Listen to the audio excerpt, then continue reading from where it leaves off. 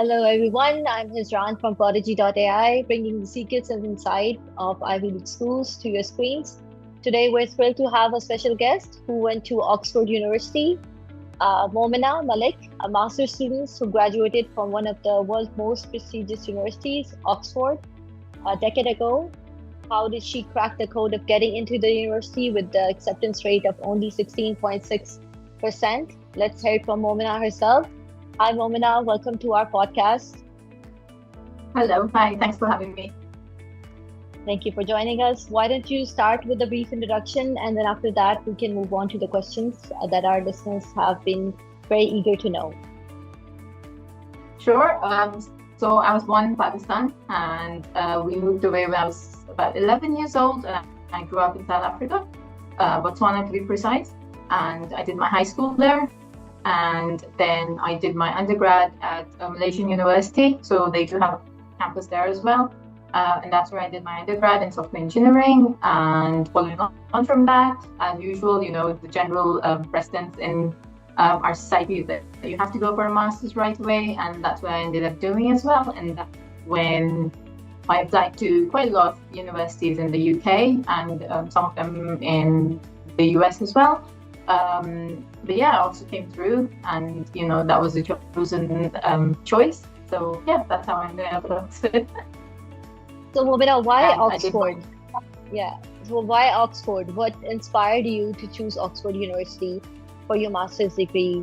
We all know how hard it is to get into that school, and which is probably why a lot of kids don't even apply, even if they want to.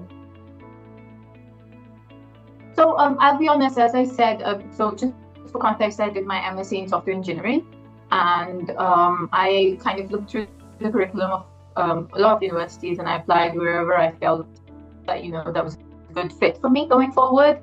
I in no way did I know that I would definitely get in. It was just something that I tried with, and I got lucky. Obviously, there was a lot of hard work and preparation that went into it as well. But Oxford was one of the options, that I just felt was a good fit in terms of my degree and the curriculum that they were offering at the time. I mean, Right. Obviously, it comes with its own name as well, so the prestige is always there. Absolutely. So, what did your average day at Oxford look like? Can you walk us through a typical day for a master's students at Oxford? So, with postgrad degrees, you get a range of degrees and different types of them. So my course was module based, and we had to do 10 modules. So for every module, we had obviously our classes, followed on by writing. I wouldn't call it a full-on dissertation, but a proper assignment. And I had to do 10 modules, and then I do a final dissertation towards the end. But if somebody that goes for a full-time 1-year program that's exam-based, then generally it's like you have your different modules and you have your classes, throughout the week. And then at the end, so we basically have 3 terms in Oxford. And then at the end of each term, you'll either be sitting through some tests, and at the end of the year, you'll probably sit through a proper exam. In terms of a general day, I'd say it's pretty much similar to what any postgrad college or university like that you kind of come across. Obviously, there's the whole demeanor of it that comes with it. But I'd say once you're in it, you're so focused on the education part of it. Everything is just so competitive that I feel that most of the focus is always on the curriculum. Right. So, Momina, how did you prepare for the admission process, and what was the most challenging part of it? So, I mean, as I said, I just put forward my general application, and that kind of included obviously my grades from my undergrad. And for masters, what most of the universities, and specifically Oxford, I've noticed, they want to see some proven industry experience, because masters, in this part of the world, mostly people come and do it after working in the industry for a few years. So along with my postgrad, I did get some industry experience. I attached the references from that. I kind of had to write a a cover letter that kind of encapsulates all your experiences, what you've done so far, and that's in terms of your academics, and along with how good you are out of academics in your student life as well. For masters, what you do add additionally is things that you've done some internships, or you've been in a full-time employment, and that whatever's relevant to your degree that you're applying for.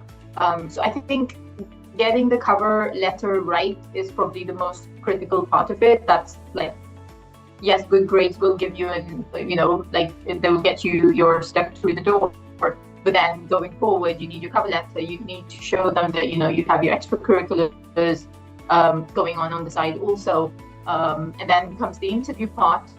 And I think a lot of people kind of, I've seen exceptional students who have had straight A stars, but they were kind of, they couldn't really get past the interview stage. So bringing that confidence to the interview, kind of demonstrating that understanding of your field, I feel some of those things are very crucial, and they kind of tick all the boxes to get you to the next step.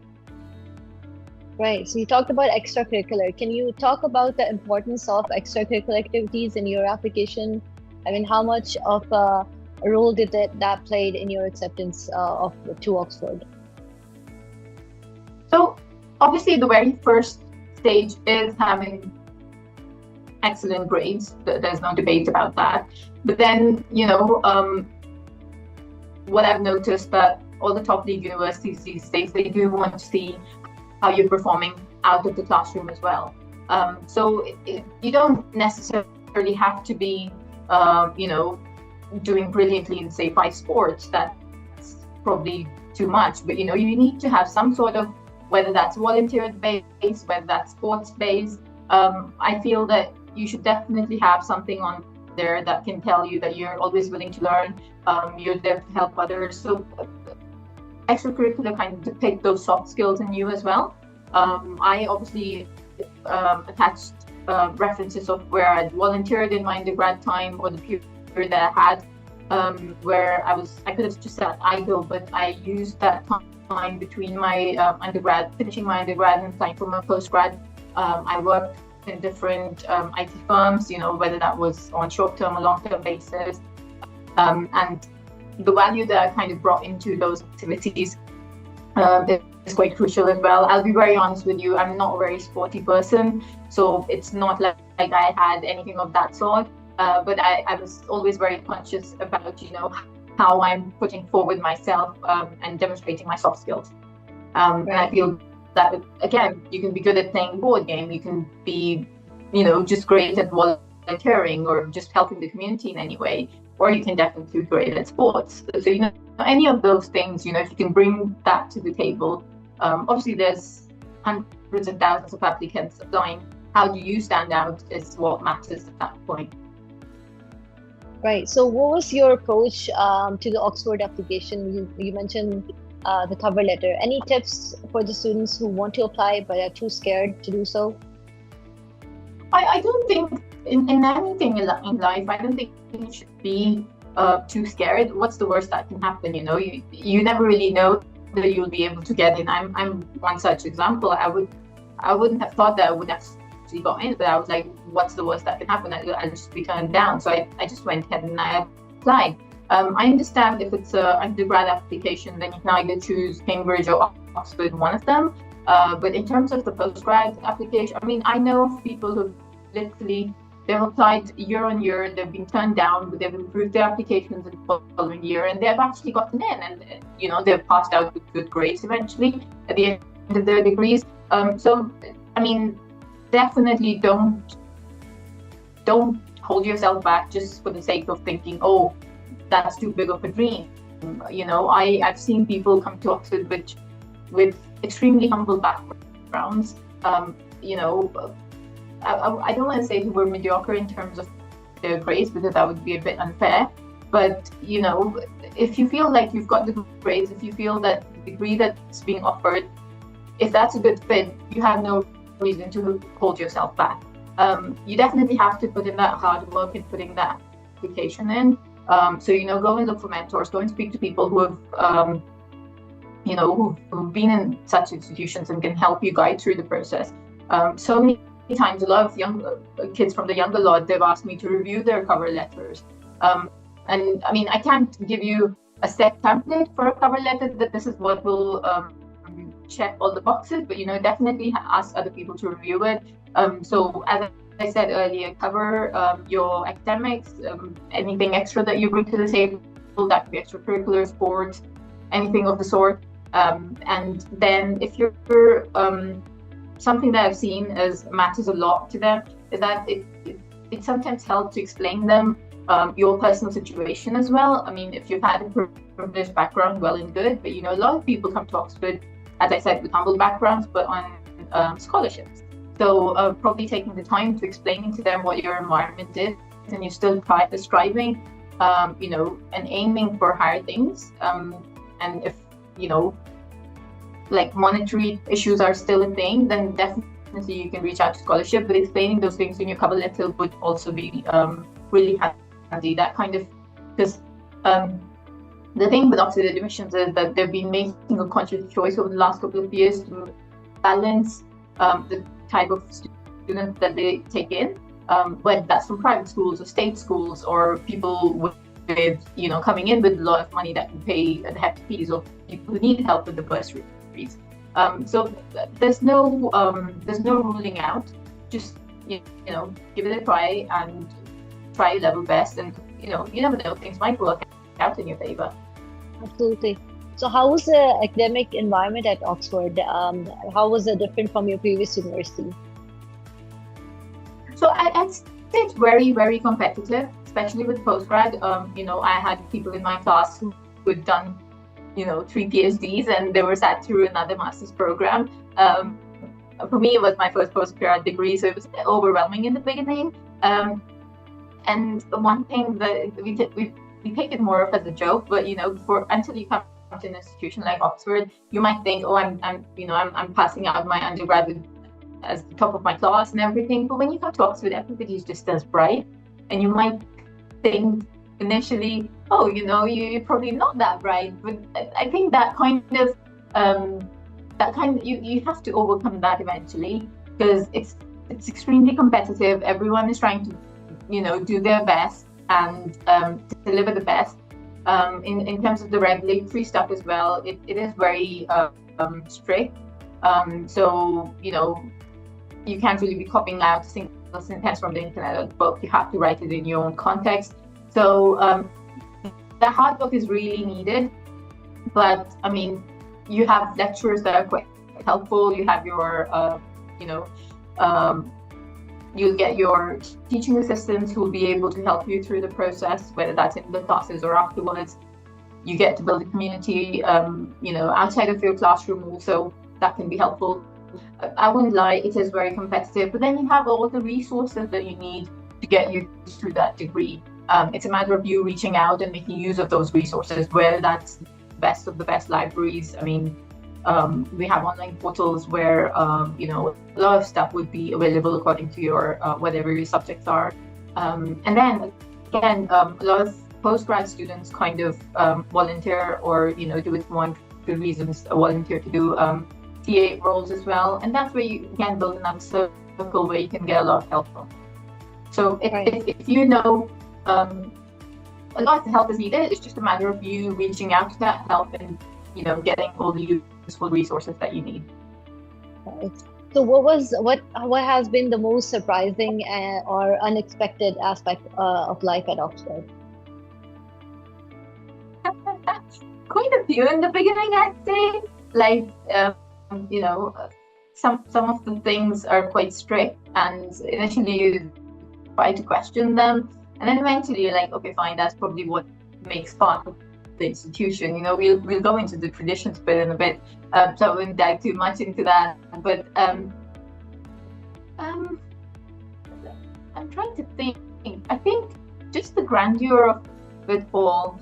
Until I actually came into Oxford, I started my formal application process. I always used to think it's just one campus or one university. That's definitely not the case. The university is spread all over town. We've got almost 40, probably even more than that now. We've got 40 colleges, halls that kind of, sit all throughout the city, and they kind of come together to make the university. And depending on your subject, your course, you'll be assigned to a different college. So college is, just for context for kids out there, college is basically where your social life resides, where your accommodation might be if you're undergrad. And then departments are where you're actually, you go in for your classes, you have your teachers in place, you have your libraries around that. So all of these things kind of come together and make up the university. I think that was a bit of I had to get my head around that, but then, I think that was the most surprising thing when I first came. Right. So what advice would you give to students aspiring to attend Oxford, to other from other elite universities, especially in terms of balancing academics and extracurricular? So I think I've partially covered that, but just to kind of go back to that and reiterate it, don't hold yourself back. Don't undervalue yourself. Definitely go and find a mentor who's, and that can be a professional mentor, or that can be just somebody who's slightly older than you, slightly more experienced than you. Go and find a mentor, get some help from them, whether that's, in deciding the course that you want to go in for, or just, finding the direction of what, because I understand that, once you're fresh out of school, a lot of kids can't really make up their mind and, what stream of education they want to go into. So get the help that you need. Don't underestimate yourself. Put your best foot forward when you're putting your application in. And once you're here, I feel, when I look back, I think I was really focused on passing and getting through the degree. I didn't really enjoy my postgrad student time as much. So I think that's once it's gone, it's gone. You never get it back. You can be serious for the rest of your life. So definitely, do well in your grades, in your classes and your exams and all of that also, but at the same time, really enjoy the experience. I think whoever gets in, they're really privileged to be there. So definitely take it all in and enjoy the experience. There's just so much of activity going on around your colleges, around your departments. Try to have a healthy balance where you're not compromising on your education, but at the same time you get to experience the real Oxford, all the fun that comes with it as well. Right. So how do you think Oxford has prepared you in your future plans? Does getting into one of the top universities really lined up jobs right away? After graduation, or is it just a myth? So in terms of preparation, I think, as I said, you kind of get a reality check that you're not the smartest one around. So that it builds that. If I have to talk from my experience, it definitely builds that resilient side of you, and you kind of, you get a bit of a flavor of how hard things are out there in the professional world. So that definitely, I feel, if I have to summarize it, that would be a good pointer that I learned there, that nothing comes easy and you have to work your way around it or through it. And in terms of jobs, I feel, companies definitely understand that there's a reason you've got some sort of qualities that you managed to get into an institution of the sort. And that definitely helps. I'd be lying if I say that, that doesn't help you at all. But I think it kind of helps you to the extent. So, I work with a lot with AI, data, and all of that. So all the big companies now, they no longer skim through your CVs manually, right? Everybody has, a system in place that kind of just sorts through all the applications coming through. So, for example, if there's 1,000 people have applied for a role, having a particular institute on your CV would get you through maybe down to the next step of 100 applications or 50 applications. But then from that point onwards, when you actually get to the interview rounds, then you definitely have to demonstrate your ability. And yes, in terms of soft skills and in terms of giving you that educational perspective, Oxford would play a great role. But then, a lot of times I'm a person who learns best at job. So you have to have that ability, or you need to be able to demonstrate that ability that you're willing to learn. So just having Oxford on your CV or, as part of your education wouldn't really give you, the best possible job. It will get you through to an extent, but then from that point onwards, it's on you how you demonstrate yourself. That's how I would look at it, if I have to be very fair. Okay. Well, thank you very much, Momina, for joining us today. I hope that everyone enjoyed your discussion and they found this discussion insightful and valuable. So as we wrap up, thank you for sharing your Oxford journey with us, Momina, and your insights on the admission process, the balance between academic and extracurricular, your daily life at Oxford were truly inspiring. And best of luck for your future plans as well. And thanks again for your valuable advice and perspective. If you've enjoyed this episode and want to hear more from Prodigii.ai, make sure that you subscribe for our podcast and leave a review. Your feedback helps us bring you the best content possible. Don't forget to follow us on social media at Prodigii.ai for updates and share your episode with anyone who might benefit from it. Once again, thank you, Momina, and thank you everyone for listening. I'm Hezran from Prodigii.ai, and until next time, keep striving for excellence and reaching out for your dreams. Thank you. Goodbye.